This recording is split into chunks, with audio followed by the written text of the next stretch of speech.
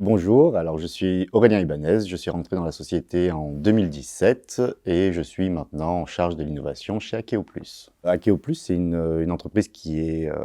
très enrichissante sur le plan technique. Bien évidemment, avec tous les challenges techniques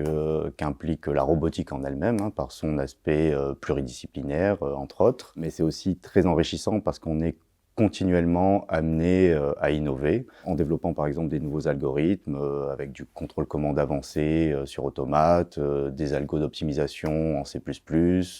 du deep learning pour de la vision, de l'IA symbolique pour du reasoning, de la planification, etc. Et de manière plus générale, on est amené à développer et concevoir des solutions robotiques entières, complètes,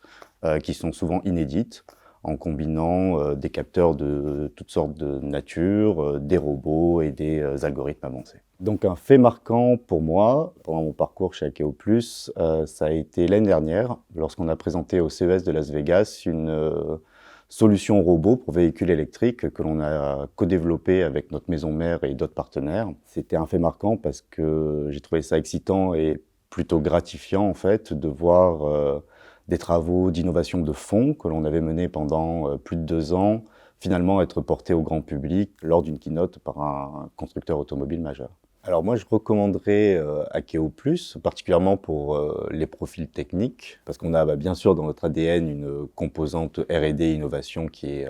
est très forte, mais aussi parce qu'on est à la croisée de plusieurs mondes, donc on est une petite structure, une petite équipe, donc ça nous permet de garder une agilité dans le choix de nos projets, dans notre fonctionnement, avec des facilités de télétravail par exemple, mais aussi on reste adossé à un plus grand groupe, et donc ça nous permet de construire une vision plus long terme et de capitaliser sur tous les développements qu'on fait. Il y a aussi le fait que bien qu'on soit constamment amené à